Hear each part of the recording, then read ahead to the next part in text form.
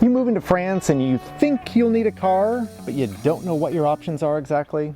Today we have 4 options, plus a 5th one that maybe most Americans aren't aware of. Hi, I'm Raina. I'm Jason. We are Baguette Bound. We are a family of 3 living in Southwest France since 2022. We share moving, adjusting, and enjoying life in France. So cars in France. Yes. Option number 1 for getting a car. Could you ship your car? Many Americans already have a car, especially if it's paid for. You may be asking yourself, is it worth it to ship it? So, some of the pros here, you get to keep the car that you already like. I Right. get it. Yep. You've already paid for it. Maybe you just bought it. Yep. This is a car that's special to you. You get to keep it. Cons? Yeah, I mean, maybe the shipping costs aren't that much considering how expensive this car could be, too. Right. It's a value proposition. Right. This might be a very expensive car. Some of the cons, though. I mean, I think we've run to the end of the pros here on shipping. Yeah. I mean, you think about, first of all, if it's a make and model that they do not sell here in France, or it's not common, it may be really hard to get work done on the car, maintenance. Yeah. And actually, I've just skipped ahead to maintenance as if you're just gonna like drive it right out of the dock, which you're not. Probably not. I have to be honest, we don't know a ton of details about this because we didn't do it, but our understanding is you're gonna have to make sure that it's compliant, particularly emissions and safety standards for European cars. And sometimes that can be a small modification. Sometimes it can be a really big one. You're also going to have to get it registered here. Before that, it may not be legal to drive, and so that could take months, which means you're going to need a rental during that time anyway. Really what I want you to take away from this is you're probably going to need someone to help you figure out all the ins and outs of this. Make sure that you know that you figured out what modifications that car might need, and you have some other form of transportation if that takes a long time. The last thing that you want to think about too is that many U.S. models of cars are much bigger than the roads and the parking spots and the parking garages that are common here in France. So, like, honestly, in a nutshell, we would not ship our car. Even like knowing what we know now. And I think also if you go to some of the expat Facebook groups, Google shipping your car, search the group, and you will see many anecdotes about shipping a car, and I haven't seen very many that are great. Positive ones. Yeah, so the only time that I think this makes sense, right? We want you to walk away in this video with like, when would this option make sense? If you have a very valuable or very rare classic car that's not really replaceable, that may fall into a different category, and you're still not going to be allowed to like daily drive it. But certain cars may fall outside of some of the requirements, or it's a collectible car, right? It's not like shipping a daily driver transportation car. If it's something irreplaceable else to you in some personal sense. Exactly. I'm sure. That's when I would really look at shipping. Otherwise, it's probably going to be more trouble than it's worth, to be frank. I think so. Okay, so let's move on. Option number 2. So next up, we're going to talk about TT leases, called temporary transit leases, and renting from the supermarché. We think of each of, like, these are Leclerc. 2 good short-term rental options. Exactly. These are the kind of things that it's like, you land here in France, you need a quick, reasonably priced option for a car. These are 2 good ones, right? Yep. Yeah, this is what we would use these for. Okay, so I'm going to talk about the TT, then Jason will talk about the supermarchés, and we'll kind of talk about what these are each best for.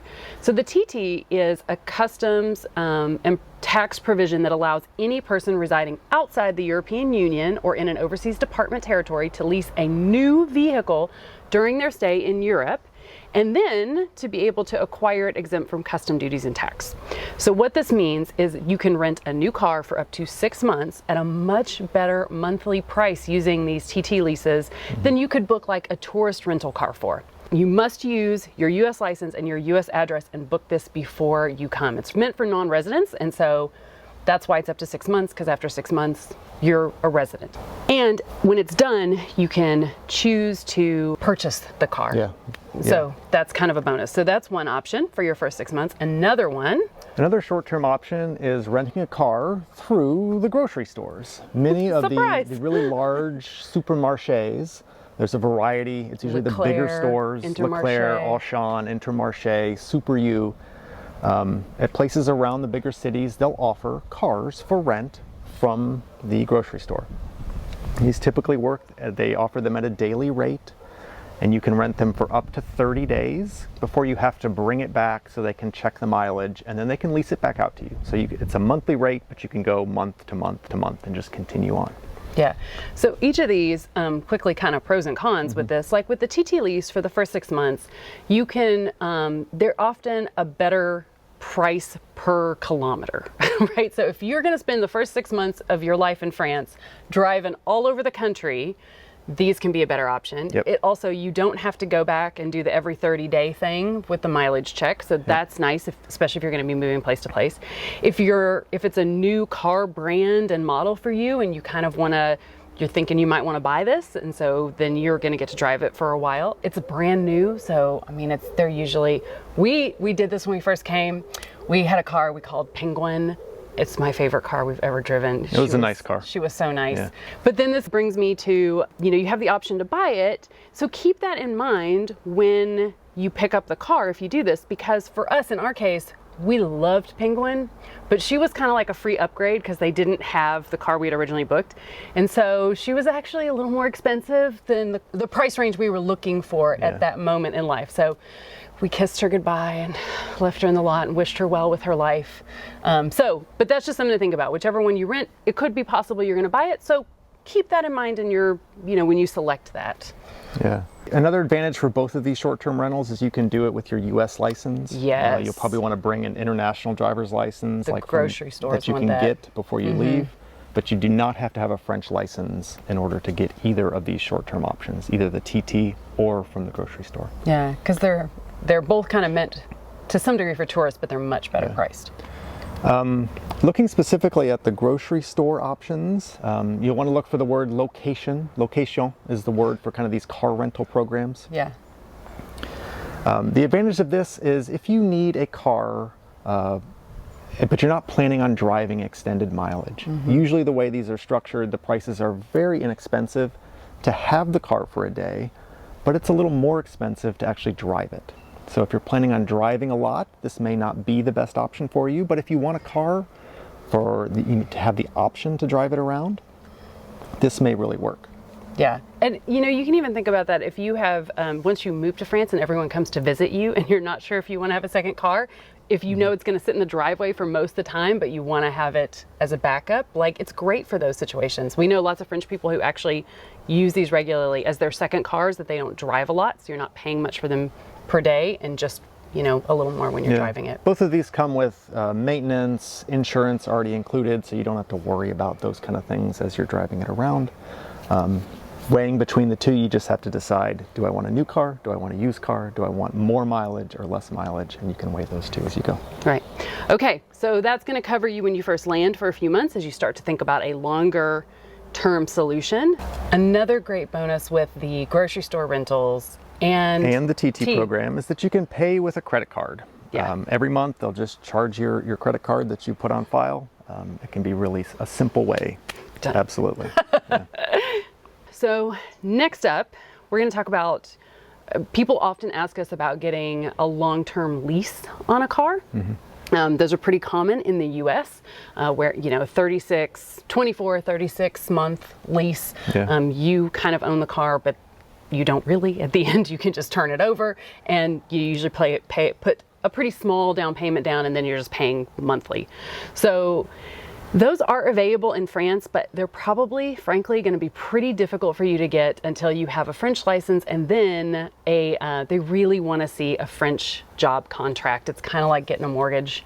So it's going to be tough to get these. It's not impossible, but those traditional long-term leases that you're familiar with in the U.S. are going to be a tough sell because you're not going to probably have a French job contract, which kind of subs in for what we would think of as credit in the U.S. But an alternative for something very similar would be a French subscription. It's abonnement in French. So these subscription plans, which do exist in the U.S. too, so you may have some familiarity with them, but they offer you to have a car long term without a cash outlay. They usually include insurance, tires, maintenance. Your subscription, you can usually choose 3 months to 3 years. There's no option to buy, but you can easily reserve it online, usually put in your credit card to pay for it as you go.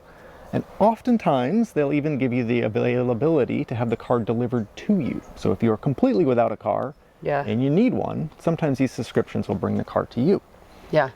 Often for these subscriptions, you are required to have a French license. So it may be something you do afterwards, after you're here a little while and settled in. Yeah. So what situations are those subscriptions best for? Well, maybe you want a car, and your other options have ended, but you're not ready to buy one, or you don't want to make the big cash outlay to buy one. To buy a car, yeah. Maybe you're trying to fill kind of an undefined period of time before you want to make a further decision. Yeah. This is an easy solution if you don't have credit or job contract here in France to get a car long-term with some flexibility. Yeah, we did this too when we were still freaked out to buy a car. We didn't have the TT lease anymore. We were driving way too much mileage, and we were driving across France, so we weren't going to be able to come back to Leclerc to have them check it every 30 days. So we did one of these for a few months, kind of in between while we were deciding what we wanted to buy. We used Link. Link was, yeah. Yeah, L-Y-N-K. L-Y-N-K. So you can check that out. And it's still a little bit more expensive than if you were doing a traditional lease, but it's much less expensive than a regular rental, and it gives you some flexibility. And some of the rental car companies will offer these subscription services, as well as some of the manufacturers. And you just kind of have to check at the time who happens to be offering a subscription policy, because they will change over time. Yeah, so the things you're going to want to check as you look for these subscriptions is, that they accept whichever license you have at the time, and just what their credit requirements are, because sometimes that will vary too. Okay, but it will come with car insurance, so that's a nice. It is. That's a nice bonus. You don't have to worry about the insurance. Yeah. All right. Up next, another option is buying the car. Right. You can always buy a car. Right. Just buy a car. Just buy a car. That's easy to say, but yes, we put this off way. Obviously the first year we didn't do it because we didn't think we were going to be here long term. And then the second year we didn't do it because we were freaked out. Let's just be honest. Yeah. The advantage here is you don't have to think about it anymore. You're not time limited. You're not worrying about the next payment. You're not worrying about the next time you have to drive it in, drop it off. When is the car due? How many miles do I have on this thing? Right. It's definitely a load off. Yeah. The big con is you've got to fork over the cash, and you've got to go through the process, which can often be intimidating, of choosing a car, going down, and actually going through the process of buying it. Yeah. It's really hard to get a car financed. Kind of think about mortgages, right? We've talked about this on other videos and before in this one. If you don't have a French job contract, that is often when you're trying to get credit in France, what people will use in the way that we use a credit score in the U.S. And most people, at least that work with us and that are moving, don't have that.